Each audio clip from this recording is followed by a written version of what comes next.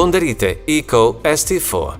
Set point setting for a high conductivity measurement on channel 1.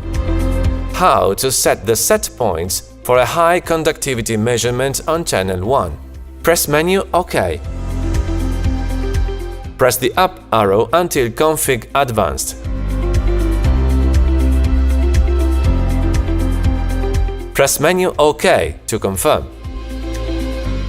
Press the up arrow until K1 Type.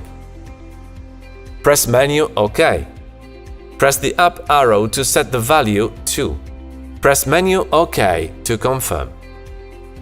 Let's assume we have a 40 ms set point that we want to change to 35 ms.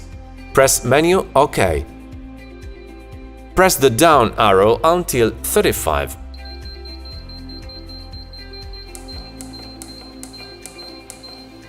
Press menu OK to confirm, and the hysteresis of 2 to be modified with 1. Press menu OK.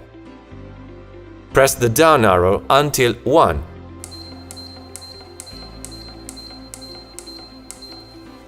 Press menu OK to confirm. In this way, with a set point of 35 and a hysteresis of 1, the instrument will turn on the dosing pump at 34 ms and turn it off at 36 ms.